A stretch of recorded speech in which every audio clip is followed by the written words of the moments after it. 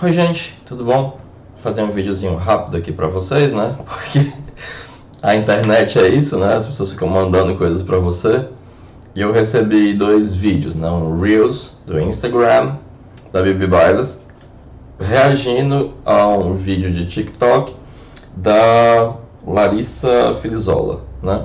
A Bibi é doutora em física de partícula, né? De física quântica.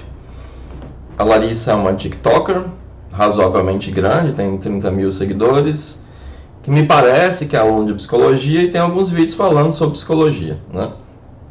E aí ela faz uma série de afirmações nesse vídeo e a Bibi reage corrigindo algumas das afirmações que ela faz. E me pediram, como ela tratou de psicologia analítica, né, que eu viesse falar sobre isso. Para quem não me conhece, eu já estudo psicologia analítica há 22 anos, sou epistemólogo, escritor, tenho um monte de diploma aí, mas não me interessa muito ficar falando essas coisas, mas sou formado em história, sou formado em psicologia, sou mestre em psicologia, essas merda aí. Tem alguns livros publicados, né? E vou reagir ao que eu não sei fazer aquele reactzinho bonitinho, né? Eu sou idoso. Eu até perguntei pro meu filho como é que fazia, ele me explicou e eu não entendi nada. Então eu não vou me arriscar a tentar fazer. Eu peguei o meu celular e vou ficar vendo aqui, eu tirei o som, o vídeo da moça. E vou tentar explicar aqui algumas coisas. Mas eu primeiro tenho que fazer um disclaimer, né? Que eu não tenho nada contra a menina, eu nem a conheço. Eu acho massa que ela faça vídeos e fale sobre o que ela quiser, é um direito dela. Eu acho que quando você põe a cara no sol, é normal que venham críticas, essas críticas não precisam ser contra ela, né? Eu estou criticando o que ela falou, mas eu não sei se ela é uma boa pessoa ou uma má pessoa, não parece uma menina legal. Me parece que ela estuda psicologia e, por mais que ela possa ter dito coisas erradas, é importante errar, a gente não pode negar às pessoas o direito de errar, de se equivocar, de se corrigir, de falar novas coisas. Se você gosta de psicologia analítica, quer aprender mais, dá uma sacada aqui no meu canal, assiste meus vídeos. Eu ministro vários cursos de pós-graduação, de formação. Quiser vir aqui estudar com a gente também, sinta-se acolhida, né? Eu não gosto de criticar pessoas que estudam, que estão compartilhando aquilo que elas estudam, mesmo que esteja no começo, né? Porque é importante que você estimule as pessoas a estudar, compartilhar o que ela está estudando. E se ela errar, se ela falar uma coisa errada, como professor, eu venho aqui e coloco a minha posição, mas sem arrogância, sem querer diminuir a garota, ou achar que ela é uma pessoa ruim por causa disso. Pelo contrário, vai lá, seus vídeos são massa, TikTok é isso. Por falar nisso, eu nem uso TikTok, eu não conheço. Mas não, porque eu seja um intelectual, porque eu já tenho rede social demais, já tenho YouTube, já tenho Instagram, já tenho Facebook. Calma, né? O WhatsApp é um negócio que me consome. Mas é isso, assim, nada contra a garota, bacana. Falou um negócio que não tem nada a ver, normal, cara. A gente vem aqui, faz o nosso trabalho, corrige, a gente é divulgador científico, a minha TikToker, né? Mas, vamos lá, né? Porque eu não pude comentar no vídeo da Bibi, estava limitado os comentários, mas eu vi um monte de gente aproveitando para detonar a psicologia analítica e, em certo sentido, eles têm razão, né? Por quê? A psicologia analítica é a psicologia fundada por C.G. Jung, porém, o que é a psicologia analítica hoje não foi fundado nem descende de C.G. Jung, né? O Dr. Sonu Chandazani, que é um historiador, né, que é a maior autoridade na história da psicologia analítica, e é um historiador na Universidade de Londres, né? Ele fala sobre algo chamado a lenda junguiana, né?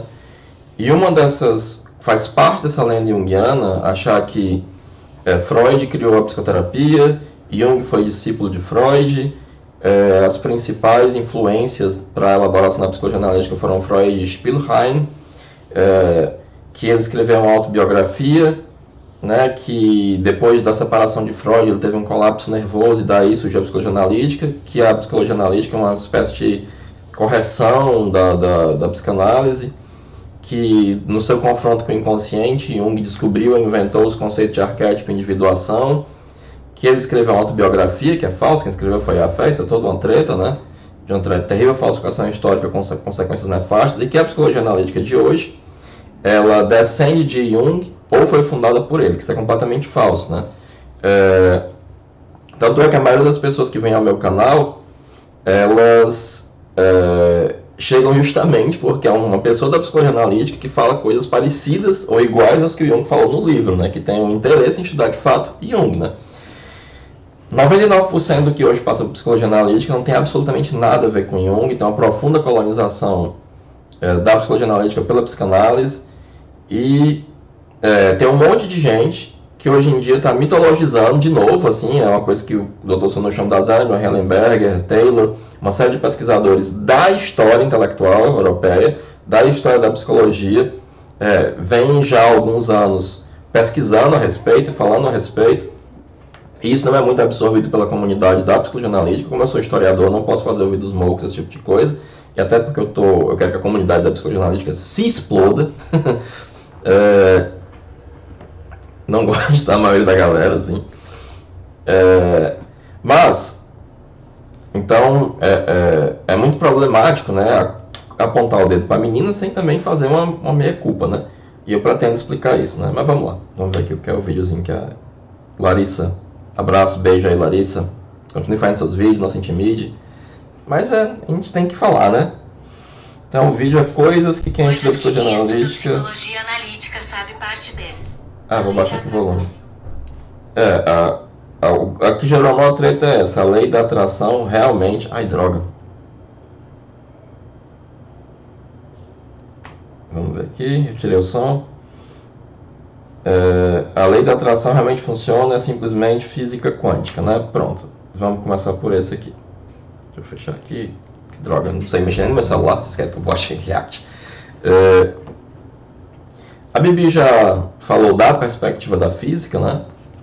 De que, obviamente, física quântica não tem nada a ver com psicologia, porém, isso tem sido muito mitologizado, e tem uma galera que é que Larissa é estudante, mas tem uma galera que é doutor em psicologia, da psicologia analítica, que está dizendo essa mesma bobagem. E isso de fato é uma bobagem, né? Mas o que acontece?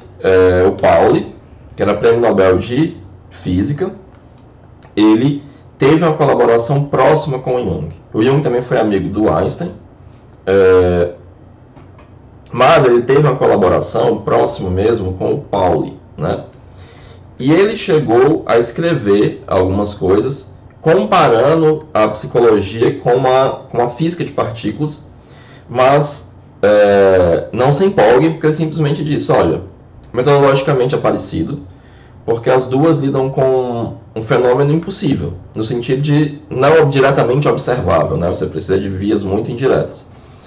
E ele dizia, talvez, algumas das coisas mostram que a intimidade da matéria se comporta de uma maneira similar ao psíquico, e talvez em um dia muito distante, que a gente não tem nem um horizonte de ver isso aí, ele fala isso no volume 8, as obras completas, isso seja a física de partículas seja um ponto arquimediano externo para pensar a psique. Além disso, dá o que pensar da relação psique-matéria, mas sobre a relação psique-matéria, diz o Jung textualmente, nada sabemos, né? Além disso, Pauli comparece também no Psicologia e Alquimia, porque ele começou a se tratar com Jung, teve uma série de edições que ele achou interessante, ele passou ele para uma outra analista, depois ele volta para o Jung e ele publica esses sonhos do Pauli num livro chamado Psicologia e Alquimia, em que ele vai tratar de vários símbolos alquímicos que aparecem nesses sonhos do Pauli, mas isso é uma outra história. Além disso, Pauli, na colaboração intelectual com o Jung, ele é uma das pessoas que propõe o termo psicoide de uma maneira diferente, não da maneira organoléptica que foi proposta pelo Bleuler, que era o chefe do Jung no Burgosslitz, né? E que é o famoso psiquiatra suíço que criou a nosografia de esquizofrenia, mudando o nome de demência precoce para esquizofrenia, né? Demência precoce era como Kraepelin chamava, e chamando a atenção para que a principal característica da esquizofrenia era justamente a fragmentação da personalidade, né? E ele foi chefe do Jung no Burgosslitz, e ele propunha um termo psicoide, que o Jung vai adotar, mas com outro sentido, porque no Bleuler ainda tem um caráter organoléptico, né? Seria, bom, Então o que acontece, né? O que hoje passa por física quântica, né, que a Bibi Bailas combate, eu vou até deixar linkado alguns dos vídeos do que ela chama de terça do charlatanismo quântico, que são vídeos bem interessantes para combater o charlatanismo quântico, né, que é justamente isso. Por exemplo, né, será que o Jung seria a favor dessa coisa quântica? Porque, por exemplo, a Bibi sempre fala que esse pessoal fala de vibrações, né, e eles combatem isso. Pois bem, quando o Jung ele vai estudar justamente sincronicidade, né, no livro Sincronicidade, ele analisa uma série de experimentos parapsicológicos realizados por um autor chamado Rimmer, em que ele dá uma explicação por meio de vibrações. E Jung vai dizer, olha, essa é uma explicação completamente furada. Porque, primeiro, se realmente tivesse vibrações, isso teria que ser perceptível por algum tipo de medição. Segundo, que ele faz experimentos em que ele aumenta a distância entre o experimentador e o cara que está tirando. Os experimentos eram com cartas, e a pessoa tinha que tentar adivinhar a tiragem das cartas. E tem uma estatística que, estatisticamente, você vai acertar um tanto, mas o que passa disso poderia ser alguma coisa parapsicológica. Mas ele diz, olha, se fosse de fato uma vibração, isso deve obedecer à conservação de energia. E se eu aumento a distância entre o cara que está tirando as cartas e o cara que está adivinhando, deve ter uma razão constante da distância que vai diminuir, porque a vibração vai ter perda de energia por calor. E como nos experimentos não acontecia, então ele diz, olha, o próprio experimento demonstra que isso é furado. Além disso, de novo, só para falar das vibrações que o povo da física quântica, né, ou melhor, do charlatanismo quântico fica falando, né, que você tem que vibrar na coisa do amor e tal, não sei quantos hertz. Isso é uma bobagem de pai, mãe e parteira, né? O Jung, no tipos psicológicos, ele vai atacar o materialismo, né? Ele vai dizer que o materialismo é um pensamento redutivo e negativo. Ao mesmo tempo, ele vai atacar o pensamento teosófico, que seria o outro lado da moeda do materialismo, né? Que vai explicar tudo por causas espirituais, metafísicas, né? E eles também falavam dessas vibrações. E o Jung achava isso uma bobagem. E ele vai dizer que esse pensamento teosófico, né, é um outro tipo de pensamento redutivo e negativo. Que ele é estéril e esterilizante. Ele é estéril porque ele dá uma falsa resposta, ele não produz nada intelectualmente. E ele é esterilizante porque essa falsa resposta faz você parar de pensar. Se o Jung visse o charlatanismo quântico de hoje em dia, ele diria a mesma coisa. É só o reverso da medalha do materialismo. E é um pensamento redutivo e negativo. Ele é redutivo porque ele dá uma explicação que reduz tudo a vibrações, a não sei o quê. E ele é negativo porque ele não produz nada. Ele é estéril e esterilizante. É uma falsa resposta, né? Se você compara a posição do Jung no Tibbs, falando da teosofia, no Civilização em Transição ele vai falar também desses pseudo-misticismos que ele era contra, né? Inclusive, ele é acusado de ser místico, mas na entrevista a Richard I. Evans, ele diz: todas as pessoas que dizem que eu sou místico não passam de idiotas. Elas só não entendem a primeira palavra de psicologia, né? Que é psico, né? O Jung estava sempre pautado por uma explicação psíquica, uma explicação psicológica, não uma explicação pseudo-espiritualista ou materialista, que ambas são redutivas e negativas, né? Porém, eu já vi textos de uma galera que, diferente da Larissa, que é uma menina que está estudando, tem todo o direito de errar, ok, normal, diz essa mesma bobagem. Mitologiza o encontro dele com o Paulo e vai dizer que o Jung já sacava que a física quântica, pelo amor de Deus, é muita bobagem, é muita besteira. E na conta do Jung, gente, né, o Dr. Sonu Chandazani, no Jung, a Constante da Psicologia Moderna, fala frequentemente que o Jung, logo na introdução, aliás, no prefácio, perdão, ele diz que o nome do Jung é invocado simplesmente como uma autoridade simbólica e que ele é usado para assinar cheques em brancos teóricos, né? Então, essa história é só mais um cheque em branco teórico que o Jung está assinando. E fica evidente, pelos textos do Jung, em que ele vai falar de situação de transição sobre Rosa Cruz, não sei o quê, a posição clara que ele tem contrária à teosofia e as bobagens que a teosofia fala, que são muito parecidas com com as questões relativas à física quântica, né, ou charlatanismo quântico, para utilizar a expressão, creio que cunhada pelo Bibi Bailas. Mas olha, não botem na conta da psicologia analítica, não. Jung não tem nada a ver com isso, né? Obviamente, se quiserem botar na conta dos junguianos, podem botar. Porque, como disse uma vez o Hillman, né, eles são gente de segunda linha com mente de terceira categoria, né? Então, é vergonhoso que há pessoas, né, que afirmam de maneira séria, pessoas estudadas e tal, essa mesma coisa que essa menina, que é uma menina, que tem 19 anos, que é uma estudante, tem todo o direito de errar, de se equivocar, né? Falam isso. Aí sim, essa galera merece uma severa reprimenda. Não tem desculpa, não, né? Mas vejam lá no Tips, o Jung falando sobre teosofia. Vejam no livro Sincronicidade, que até hoje é um conceito que é muito mitologizado, porque em sincronicidade o Jung refuga de maneira definitiva qualquer apelo a um pensamento mágico, né? E as pessoas entendem justamente como o contrário, como um pensamento mágico e determinista. É tudo que a sincronicidade não é, né? E, obviamente, né, a Bibi tem uma posição muito firme, né, contra esse tipo de disseminação, de desinformação acerca da física quântica. Eu já contei para vocês essa história, mas que eu fazia parte de um grupo de estudos de budismo, e tinha duas pessoas que eram da psicologia transpessoal, iam para o encontro transpessoal, e tinha o Humberto, né, que é doutor em física quântica também, dava aula na UES, hoje em dia dá aula na UFC, que viu? E elas, seria super interessante se tivesse um físico lá, porque tem tudo a ver. E ele, muito calmo, muito tranquilo, vira para elas e diz: não precisa não, porque isso aí não tem nada a ver com física. E subiu e elas ficaram lá assim, cara, né?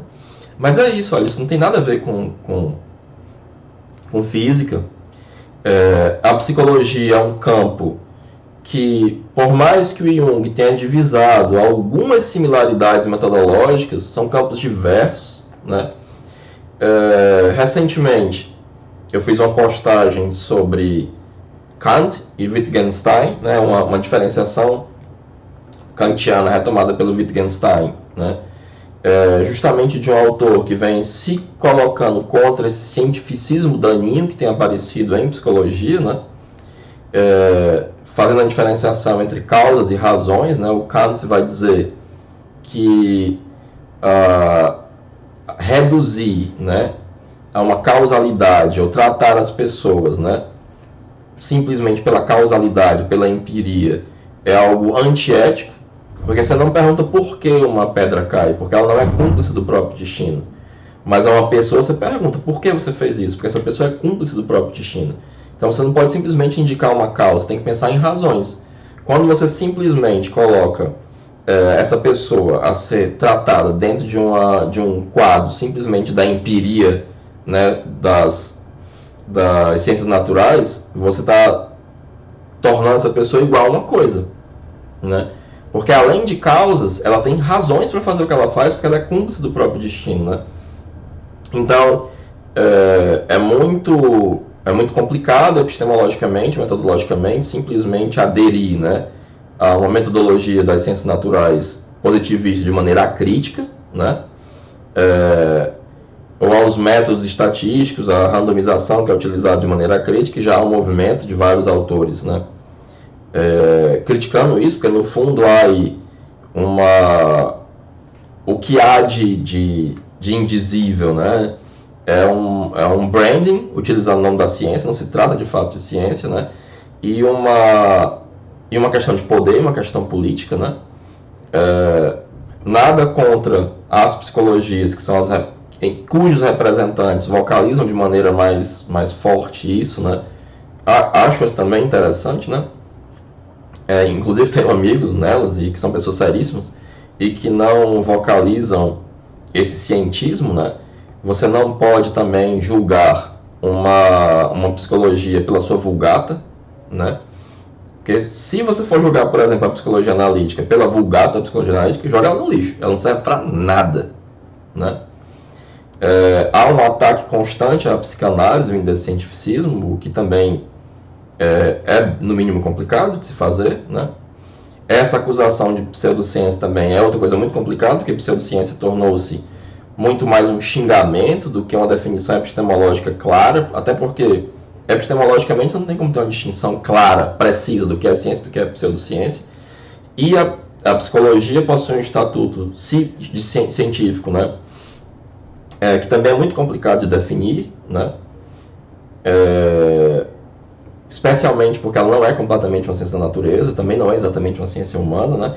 A própria psiquiatria, para você pensar, ela se encontra em uma grande encruzilhada, porque a loucura é um problema humano moral, mas a pessoa está doente, então é um problema médico, né?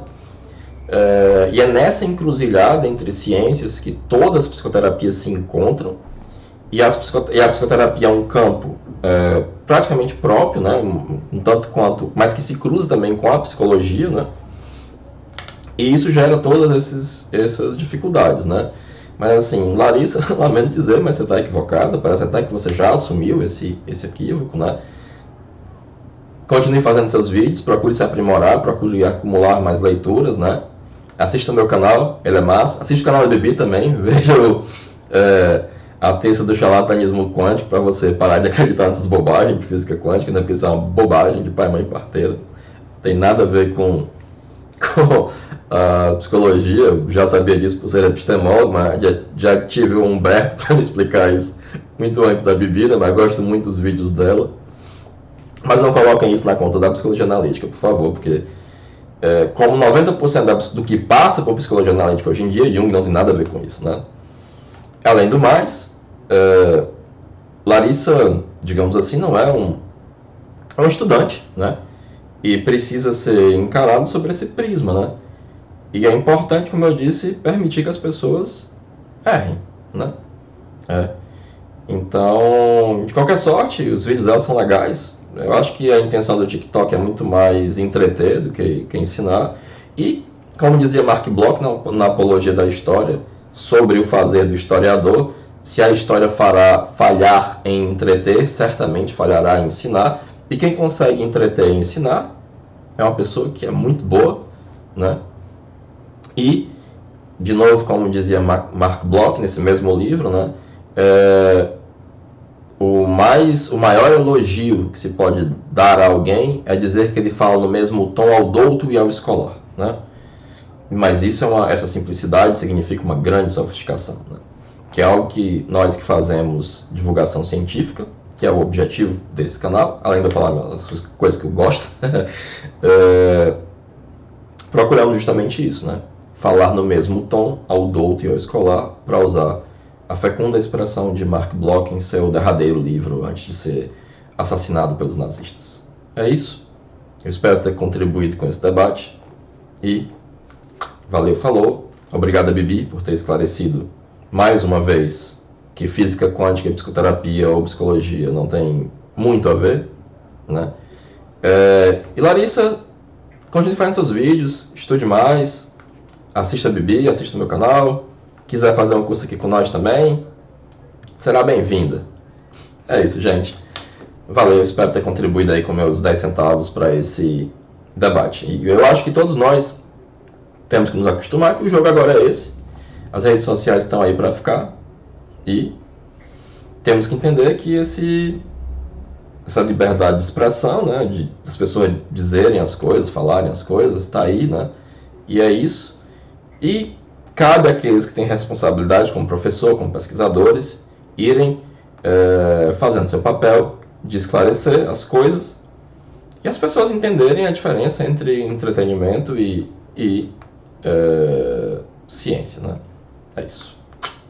Valeu, falou, grande abraço aí para todo mundo que está ligado nessa treta.